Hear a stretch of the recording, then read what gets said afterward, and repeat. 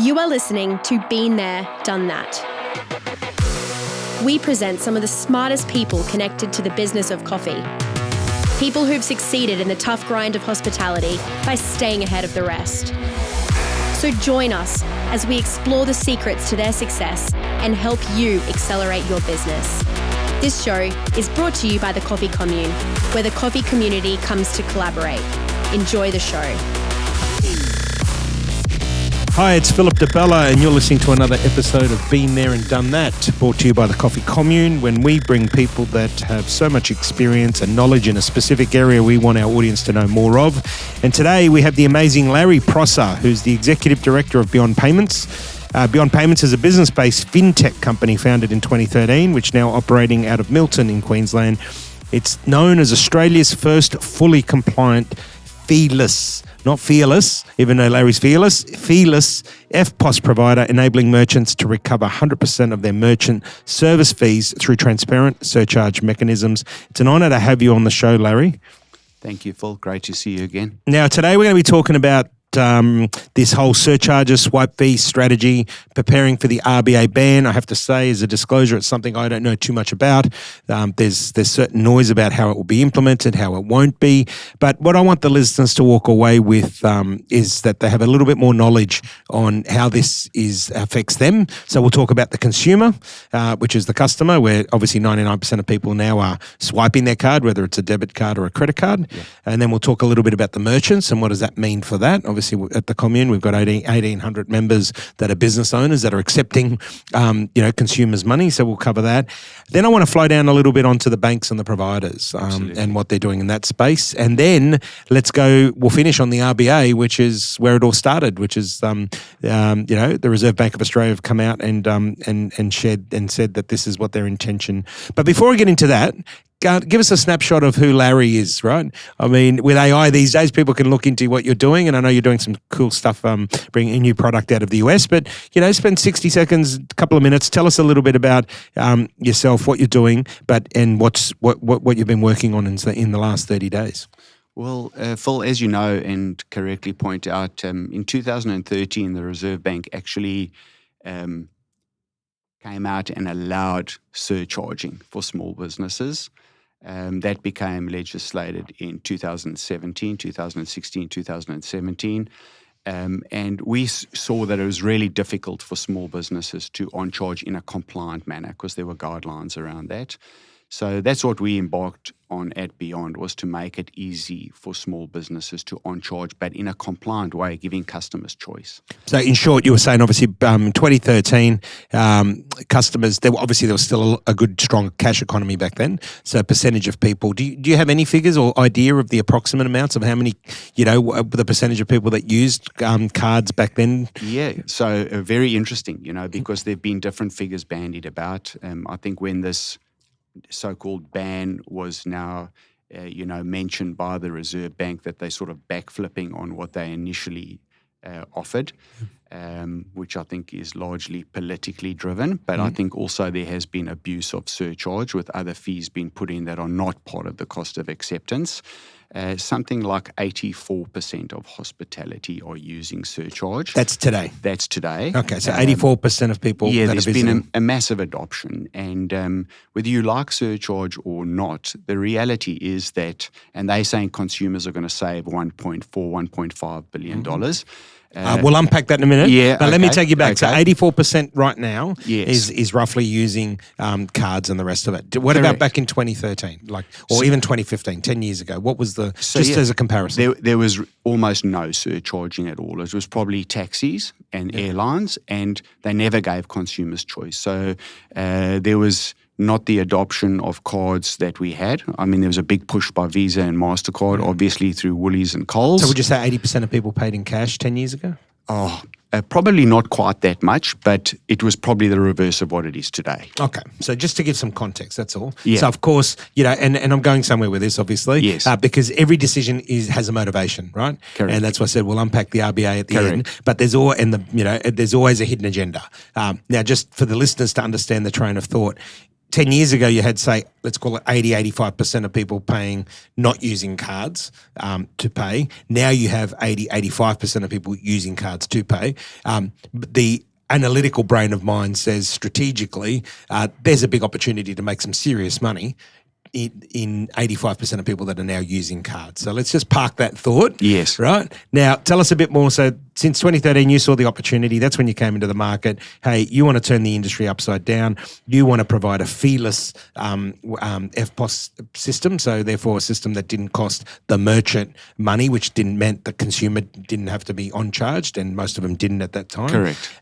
That was your entry into the market, and obviously you grew from zero to a substantial business because of the problem you solved. Yes. What's Larry of today doing besides just that? What else are you working on? Well, initially it was an education process for merchants to understand that you were talking about a 1.4, 1.5% on credit cards, yes, potentially less depending on your ticket size on debit cards, and choice for merchants to either key pay takeaway cash. for the listeners there, that different merchants, so your cafe, restaurant, retail provider, no, it's not a one shoe fits all. This is Correct. something for the consumer to understand, that the different places that you will use your card at are charged a different rate by the banks. And that's what we try to do, Phil, which is a really important point, because surcharge in those days, no one wanted to surcharge. They were very scared that customers would would go elsewhere. be frightened. But they also had the margins. They did. Back then, retail was strong. Retailers, cafes, restaurants, hospitality was trading strong. They had the margin where they could absorb the 1.5 or the 1.7. In some cases, it was 2%. Correct. They could absorb that because they had the margin. Yes, and that's probably the biggest single change we've seen over the last 10 years, is that the cost of doing business has gone through the roof.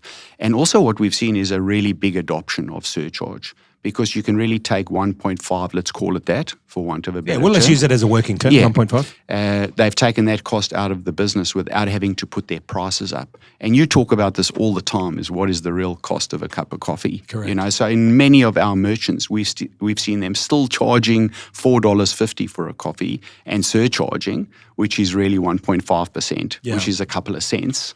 But they've kept a huge merchant fee out of their business. Yeah. And this is what I'd like to talk about, because of the ramifications potentially of banning surcharge, both on the merchant but also on customers, where we're politically hearing this is going to not cost customers this 1.5 billion, which I think is a much larger amount, and we can talk more about that. And we're going to get to that. Yeah. So to give you an idea, let's use a working frame of a decade, 10 years. Yes. 10 years ago, cafes were enjoying 20 to 25. So somewhere between 15 and 25% profits, right? If you were running a very average show, you'd make 15% profit. If you're running a good show in your venue, you're making 20%. If you're extremely lean and efficient and the rest of it, you're probably making around 25% profit in a cafe or hospitality business. So 1.5 meant nothing. Correct. Now, the IBIS figures show that as of the end of last year, cafes are under 4% profit.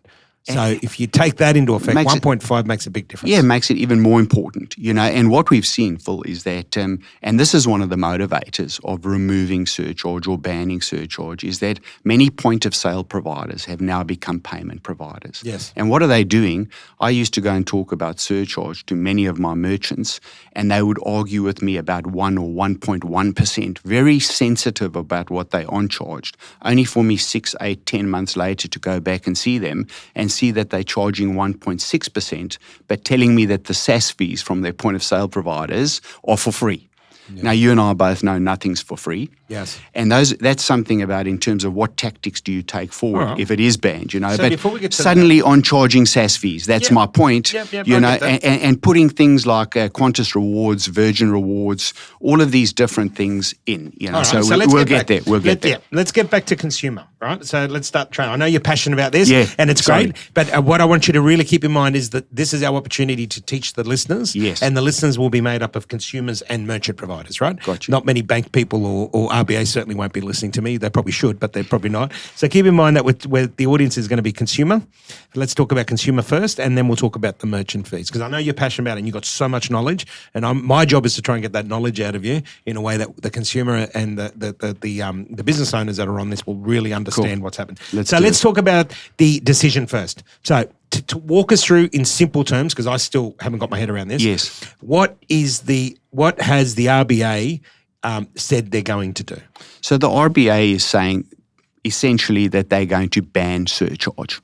All right. So surcharge meaning that you merchant, cannot on-charge the your merchant cost of cannot acceptance. pass it on to the consumer. That's exactly so right. for the consumer, that's a great thing, right? Yes. So the consumer now, so we'll unpack the pros and cons as we go. Well, they think it's good for the consumer. Okay, good. And so what we're talking about is the RBA coming out and saying, we are going to stop anyone with a merchant POS system or a merchant terminal to on-charge the surcharge to the customer. Yeah, their merchant fees. The merchant fee, which is if it's 0.7, which is the lowest I've heard of, right up to 2%. Exactly. If I'm getting charged 0.7, I can't charge that on as an extra. So and if I charge 2%, I can't on-charge that. So from a consumer... Yeah, they're thinking no more surcharge. Yeah, the consumer's thinking I'm getting 1.5% off or 2% off. Yes. Now, that's the positive side. Yes. However, tell us the real side from an expert's point of view. Well, it might be worth saying that the current legislation clearly defines your cost of acceptance. So that's really important because your cost of acceptance should be your merchant fees that you are charged by your bank or your fintech payment provider and your terminal rental and the cost of fraud. So it's very well defined currently. The legislation makes it quite clear what you can on charge. Whether people are actually doing that and it's being policed is another issue. But again, this is the merchant. That's correct. Talk me through the consumer. So the consumer is probably copying in many instances much more than that. Okay, so what you're saying is the consumer might be sitting there right now saying, hey, I'm not going to get charged 1.5% or 2% because the RBA has done a great thing and stopped the merchant from doing. What you're saying is in reality... That's a great point, Phil. And that's the problem. And that's why I think there's consumer pushback because they're saying, well, my debit card shouldn't be costing 1.8%. Yes, of course, because it's my money. Yes, and sometimes they don't work out, well, what's the average ticket size of a merchant? Because with smaller ticket sizes in smaller cafes might only be $10, which is 16 cents. Yes. But I think that's where it gets really murky is there's no signage. It's not properly policed. The ACCC really doesn't go after small merchants. They go after Europcar, who's charging 1% on a debit card. Because it's motivated by profits, right? There's no real policing of the current legislation. So let's unpack that. So the consumer now thinks, and this is all the consumers out there, and obviously we're all consumers, we're all spending money on cards. We think that this decision by the RBA is going to initially save us money, but in actual fact, and I was on radio a couple of months ago, and I said, and I'm always transparent, this is not an area I know a lot about, but I'm a strategist, right? And I know how to solve problems very well. Yes. So if I'm told as a consumer that I can't on-charge my merchant fee of 2%, but I'm only making 4% profit and 84% of people are paying by card, I don't have to be Einstein to work out that I'm going to lose a lot of money. So what people in our industry said straight away is, well, I'm just going to pass that on through my cost of goods. Correct. So a cup of coffee is going to go from $5 to $5.50 or from $6 to $6.50. Well, you and I both know how small businesses run their businesses. They're certainly not going to put their cost of their coffee up by 1.5%. No, they're going to put it up by 5 or 10%. Correct, or even greater, right? They'll use that as an opportunity. So what we're going to see is we're going to see this rise of price shifting again and inflation. And I was very vocal about that on radio several months ago. Yeah. It takes a no-brainer. I don't need to understand the system to work that out. Yeah. That the cafes and restaurants cannot just keep absorbing the cost. So two things happen here. It's actually bad for the merchants because they are now going to incur merchant fees on a higher product price. Yes. Because it's a percentage of their costs. Correct. Which they never incurred before. Yes. And prices are going to go up. So, you look at that, it's going to put pressure on inflation for sure. So let's go into the merchant now. Yes. Because one would argue, and I'll be as diplomatically correct as I can be, one would argue that this is either stupid policy or very smart policy, and we'll talk about the RBA at the end, or very smart policy by the RBA and then the banks, because one could say, well, if I take away that merchant fee, I'm expecting you to put your price up. Now keep this in mind. The banks are charging the merchants the percentage regardless. All they're banning is that they can't on-charge it.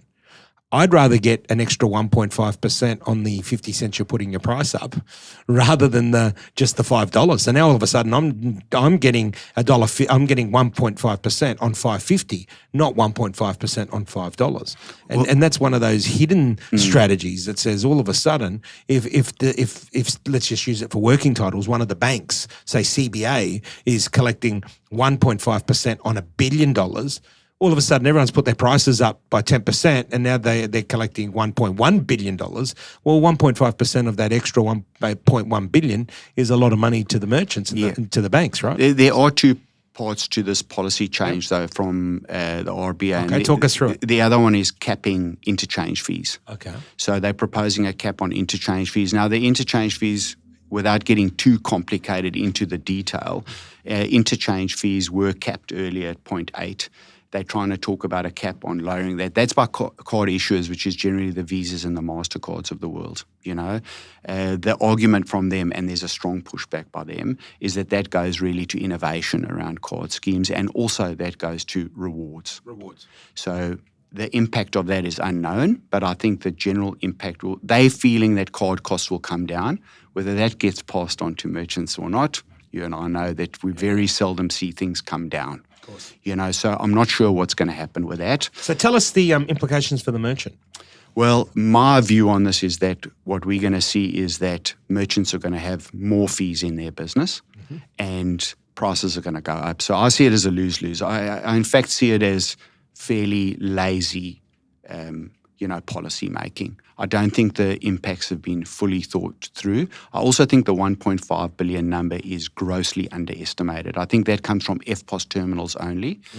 From what we hear is that figure is more like 7 billion because many merchants pass on merchant fees through their point of sales, not through their FPOS terminals. Okay. So I think the impact on small business and ultimately on consumers is going to be massive. And the other thing that we have to look at here, Phil, is the fact that, this is RBA policy. So this will impact on the banks and fintechs and payment processors, but will it flow through legislatively?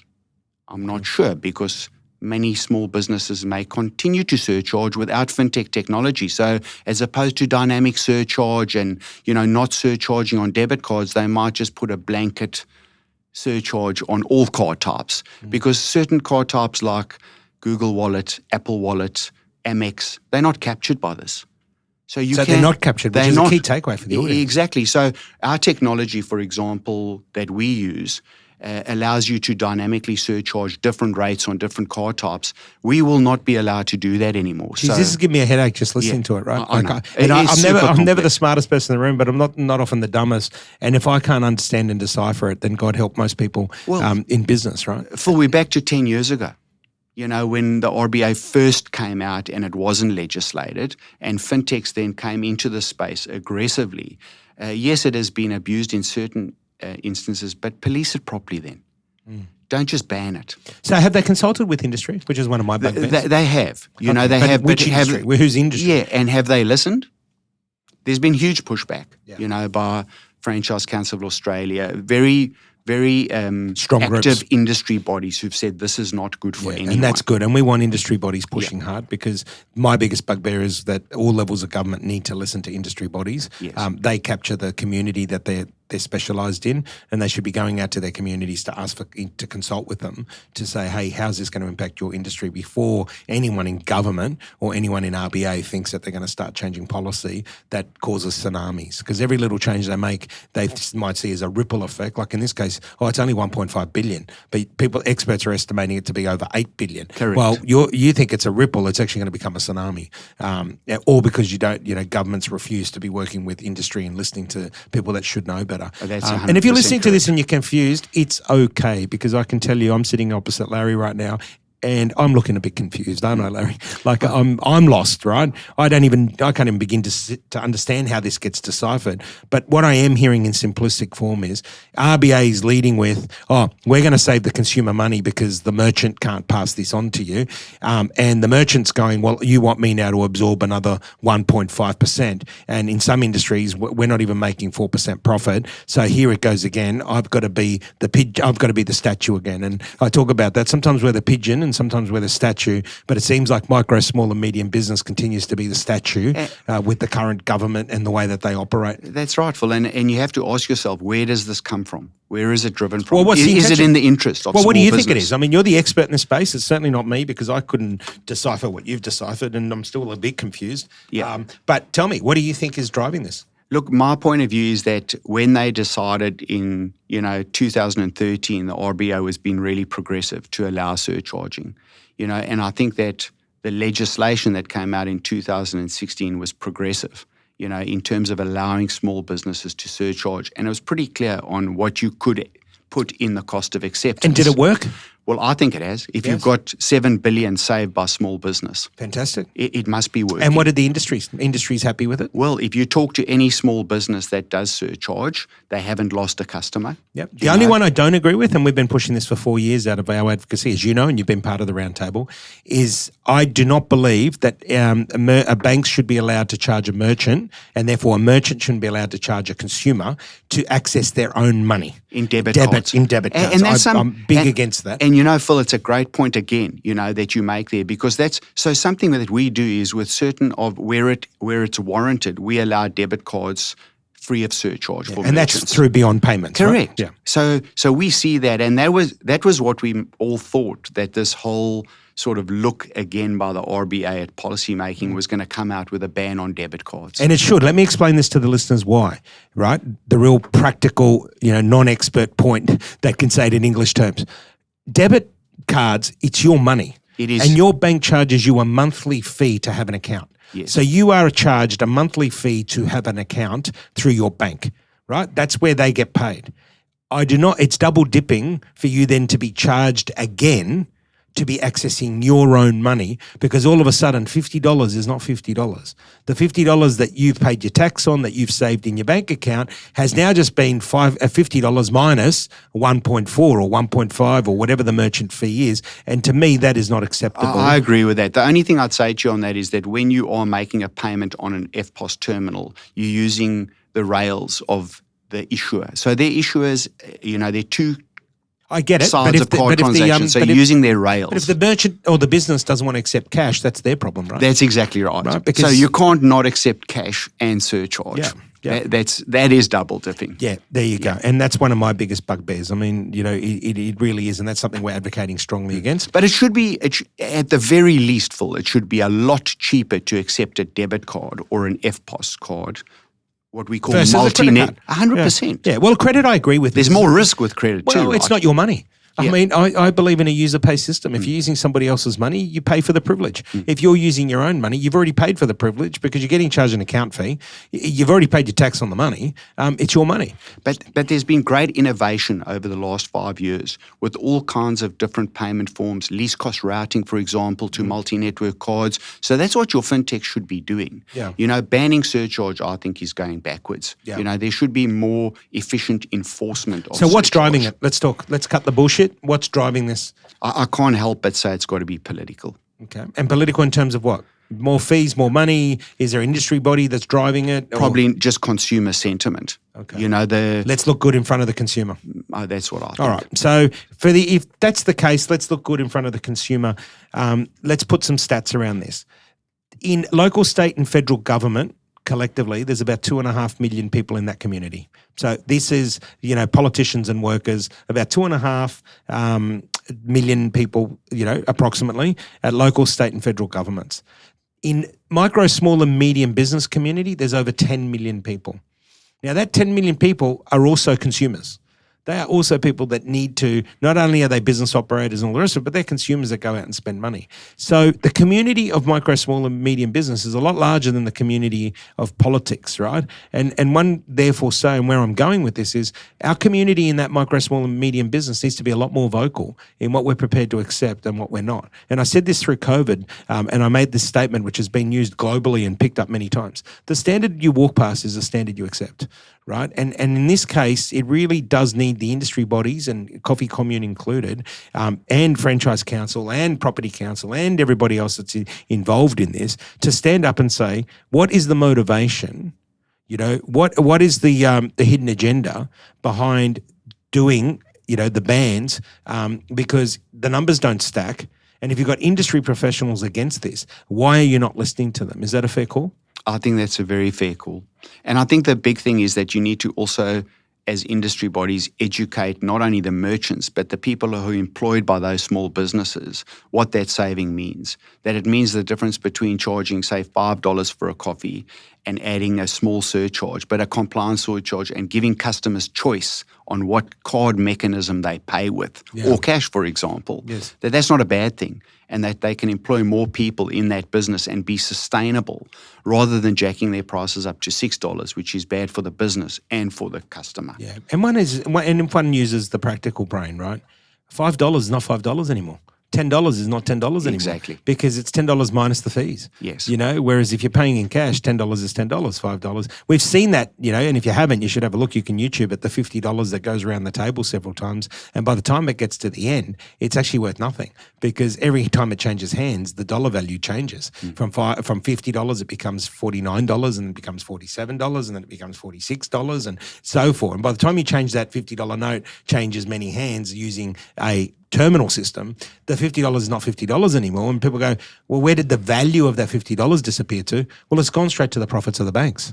And I think, Phil, what we talked about earlier too is really important for merchants, is that a lot of merchants have gone away from saying, I'm vigilant about my merchant service fees, and now they're bundling a whole lot of costs that shouldn't be in there and charging more to their customers, because customers have sort of got desensitized to the difference between, say, 1.1% and 1.6%. And merchants are just trying to get costs out of their businesses of SaaS and putting rewards in and things like that.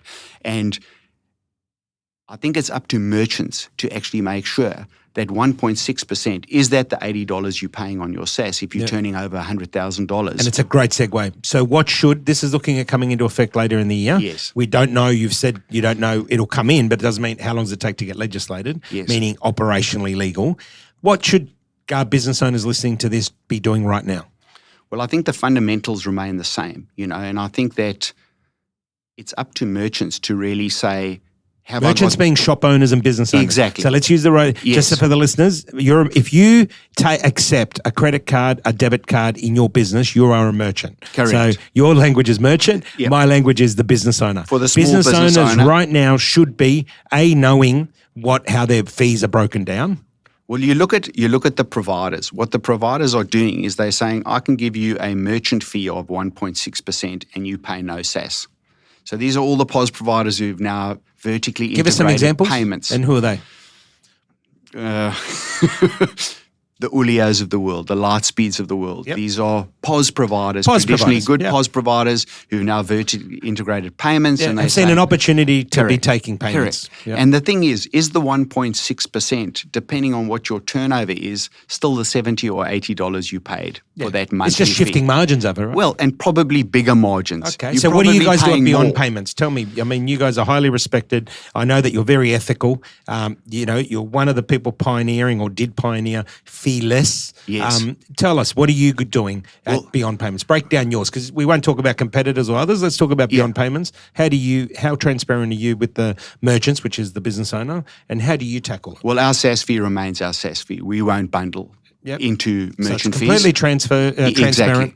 And we're pretty fortunate in that regard because we've brought Clover from the US, and Clover's owned by Fiserv. And Clover, correct me if I'm wrong, is the biggest system in the USA?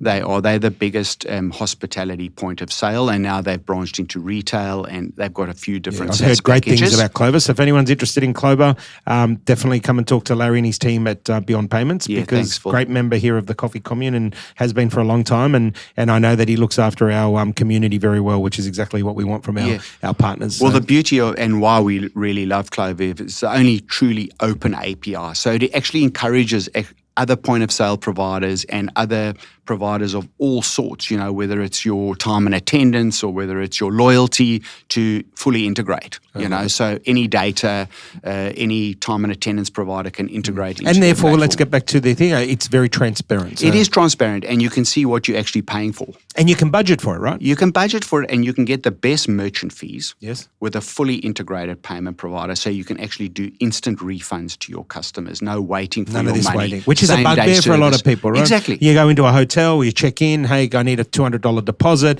Oh, and it'll come back to you in 5 working days. Well, hang on a minute. Yes. 5 working days. Well, it was a holding deposit, not correct. And you're making the interest on that, right? So I think what we all have to do as small businesses is go back to the fundamentals. What are you getting for your money? Go back to value. So the key I'm hearing there is, as business owners who have merchant terminals, we need to be knowing our stuff. And this podcast, brought to you by the Coffee Commune, been there, done that. We're bringing people that have been there and done that. And Larry, as you can tell from his experience, certainly has. You need to be firstly understanding the implications of merchant fees and the rest of it. Yes. And secondly, they need to be constantly looking on who's providing the best option. Absolutely. Right? Absolutely. Because we don't know what we don't know. And I think you've got to be very careful of bundling into your merchant fees any other products. You know, it's going to cost you at the end of the day. There's no such thing as a free lunch. We all know that. You know, so what should business owners can find that on their statements, their bank statements, or where do they look to see what the actual cost is? Correct. So there's no transparency. That's the problem. You know, so they have to look at their agreement with their POS supplier and ask questions. Yeah. You know, don't be scared to ask questions until you get the right answers. Yeah, and look, I'm one of the things I'm all for is compliance and transparency. I've heard, unfortunately, over the last 4 years, a few businesses go broke because of the lending.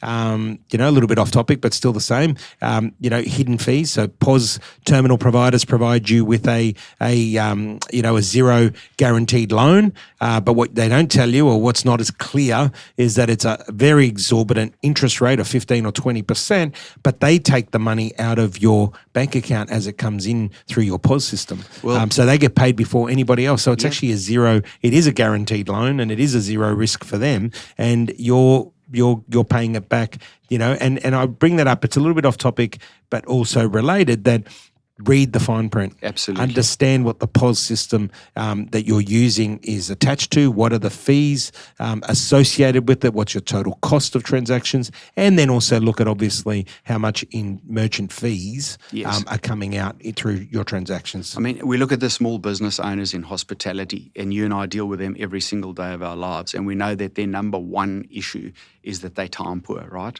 So they look for something which is quick, easy, and convenient. Mm-hmm. And sometimes that can be their nemesis, because they'll go for, everything's all in one, or everything's, easy access to something. Yeah. And sometimes that can actually be more costly in the long run. I always say what's easy today normally becomes more difficult tomorrow. True. Talk me through a couple of horror stories. You've been in this industry for a while.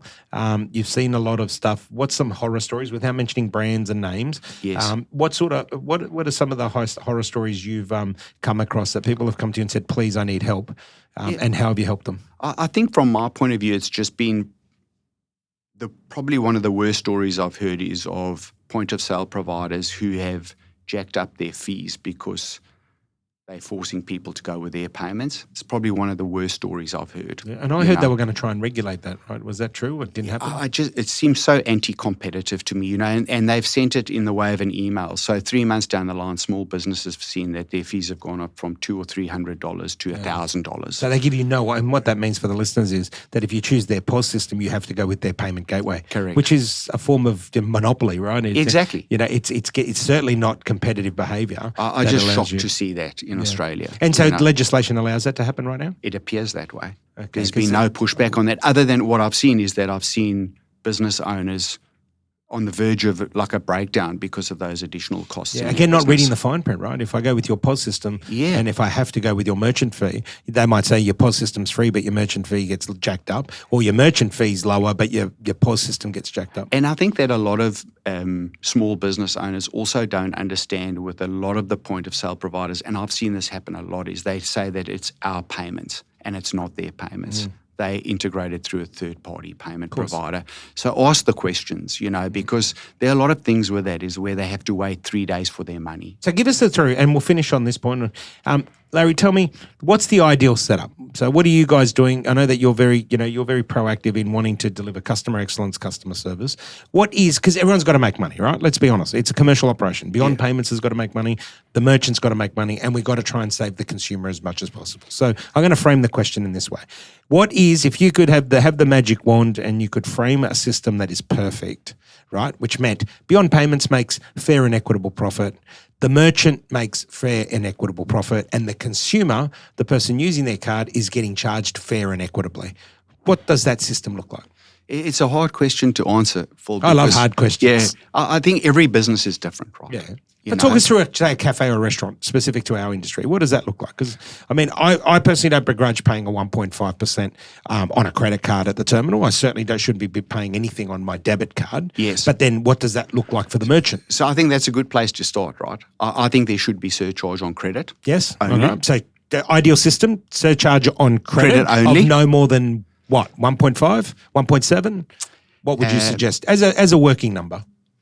I think around about 1.5% okay, so would be fair. An ideal. So the consumer using credit, no more than 1.5%. And if they're using debit, 0. Here it is, guys. We're giving you what we believe is the perfect scenario. And sometimes in that scenario, the merchant or your small business owner might have to cop some of the fees. Yeah, that's fine. But we're just, again, we're saying this is ideal good for the consumer. Yes. Now, for the merchant, what should be the ideal? In terms of their setup and in terms of their costs? Yes, correct. Well, I think it would be a coup if you could get the banks and the payment providers to either charge nothing or a really small fee on debit. Okay. So the bank's on charging to them saying, right, on debit it should be 0 because you're already double dipping with your account fees. Yes. So that would be, and again, we're talking ideal. We are talking ideal. We're talking idealistic here. So bank providers, banks and providers, similar, fintechs and the rest of it, charging merchants a 0 fee for debit cards. Correct. And what's the right fee for a credit card? Is obviously the 1.5. Yeah. Same for that. Yeah. Right. And I think the important thing that we haven't seen here is that the regulation should actually be on the banks and the fintechs, not the merchants. And this is where I was going to go. So what's RBA's role? That's what they should be doing, right? Yeah. Well, the I RBA think should be regulating the bank and the fintechs. There's a fear to go down that route for some reason. Mm-hmm. I think. Why did they not come out and say there needs to be... They put the onus of regulation on the merchants. Yeah. Who's going to go out to a small cafe owner and say, you're surcharging and you're adding Qantas rewards, for example? Again, Larry, something I'm passionate about, as the listeners know. I'm passionate about micro, small and medium business accelerating their potential. And yet again, another decision being made where the small and medium businesses, micro, small and medium businesses, are the statues. They got to sit there with their arms, look to the sky and say, pigeon, please release your bowels. And it sounds gross, but that's exactly what keeps happening to micro, small and medium businesses. And it's a breaking point. It really is. Like I said, numbers don't lie. 4% last year, under 4% net profit for cafes and restaurants, if they made a profit at all. They'll get 4.5% putting their money in the bank with 0 risk on interest return, to put it in, retrospect. Yeah. And the banks are now saying, well, the RBA is coming out and saying, we're not going to put the responsibility on the banks. We're going to put it straight to the merchants and say, you now can't charge 1.5% of that transaction fee. I just want you to think about that. So fast forward, what's going to happen is one of two things. If it's absorbed, which can't be, the cafe owners and all the rest of it are going to close down. There's going to be more closed down. Last year, 1 in 10. We're going to say it's probably going to be 1 in 8, 1 in 7 for many reasons, not just this, if they don't put their prices up.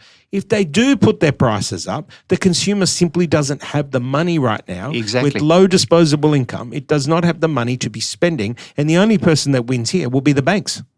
Well, we've already seen that. We've seen more cafes and restaurants close in the last 12 months than we've ever seen. Now, there's always that cycle, but not 1 in 10. No new ones are opening. Well, 1 in 10. So last year, to put it in retrospect to what Larry's saying, because he's 100% right, last year was the first year that I've ever been in this industry, over 30 years, that we had more closures than openings. Exactly. We're seeing the exact same trend. Yeah. And you've been in this industry and I think this will exacerbate the problem. Yeah. And that's, and that's what we want to do. I understand that very complex discussion. A bit of it might have lost our listeners, but in short, that's exactly what we're talking about. Is we want to help, and we want to help people accelerate their potential. Larry's very, very passionate. Him and his team at Beyond Payments on getting this right.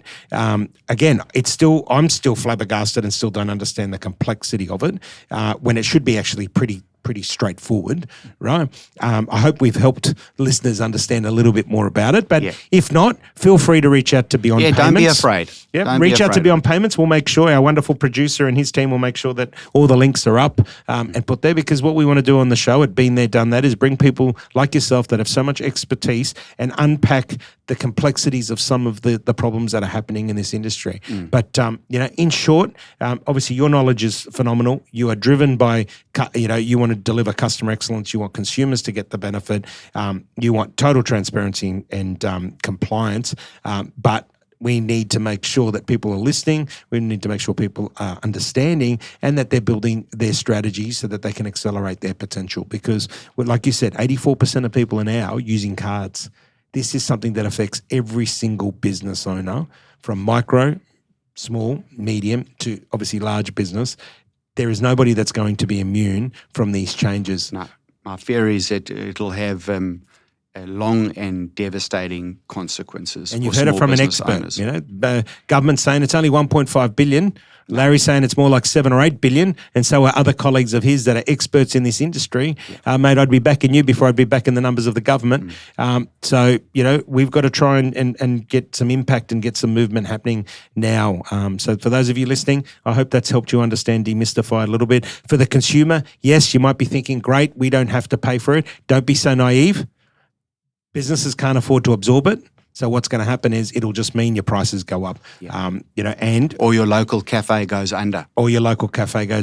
And this is not a time that prices need to be going up and up, because people don't have the disposable income to afford it. Exactly. So, but Larry, I appreciate your expertise and sharing. Listeners, if you want to know more in this space, please get a hold of Beyond Payments and have a look at their stuff. Or if you want an audit in your business on how to operate, Beyond Payments do a great job and are part of the Commune. Let them know you're part of the Commune. They're here to deliver service excellence and preferred pricing to the community of the Coffee Commune. Larry, once again, thank you very much. My pleasure, Phil. Thank you for your time. Beautiful. And to the listeners, you've been listening to Phil DiBella. This has Been There, Done That, brought to you by the Coffee Commune, where we bring experts in the industry to share their knowledge, expertise to make you or to help you accelerate your potential. Until next time, go and be the best you can be. That's a wrap for today.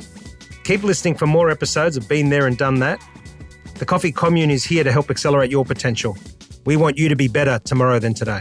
Until next time, you've been listening to Phil DiBella. I'm the founder and managing director of the Coffee Commune, a place where the coffee community comes to collaborate.